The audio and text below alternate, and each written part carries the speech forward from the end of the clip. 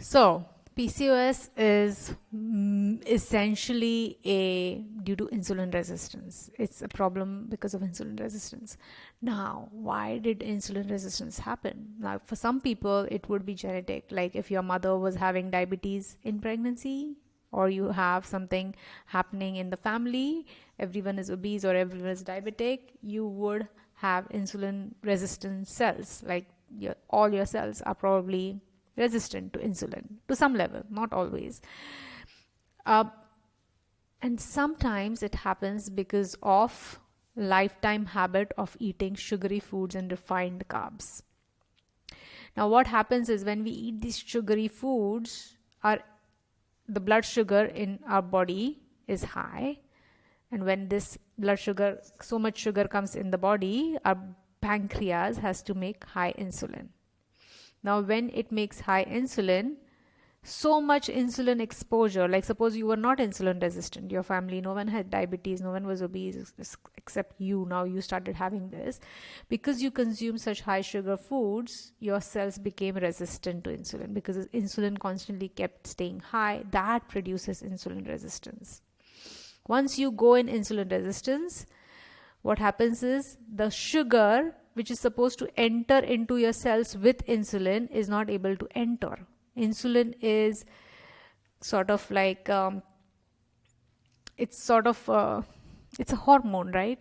So it clubs with the glucose to enter the cell. So when your sugar, glucose and insulin, they're trying to club together and enter into a cell as energy, it's not able to enter because there is resistance.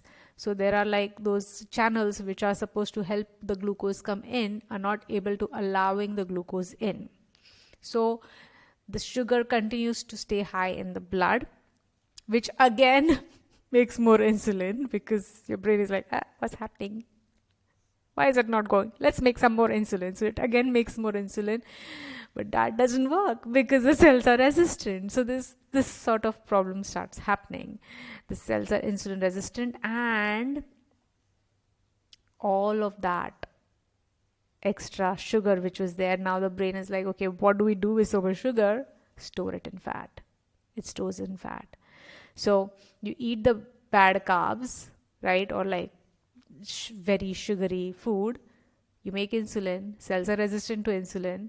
The food goes into fat. That sugar gets converted into fat. It doesn't get converted into proteins. It doesn't work that way. It converts into fat. And then your brain is like, but I'm still hungry. I never got that glucose which I wanted. Now, instead of going to this fat to break down and get the sugar, it can do that. It makes you hungry and tired.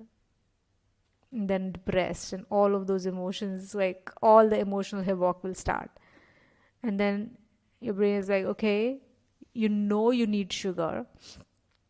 You are not like, it happens in fractions of seconds, and in today's day and age we have access to food all the time, right?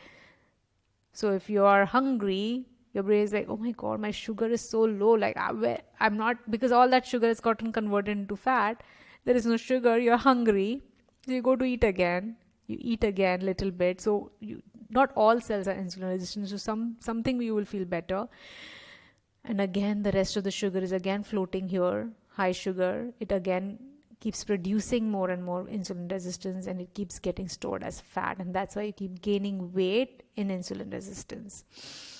And you keep feeling tired. Now, the problem with this is the insulin resistance has happened because you have consumed the bad carbs. If we didn't have this sugary foods, if you didn't have cookies, if you didn't have noodles, if you didn't have pastas, if you didn't have flour-based foods, these refined foods, if you didn't have that, you wouldn't have this problem. You know why? Because the natural food items, the natural carbohydrates which are available in nature, they always come with fiber. And fiber is sort of like a protection.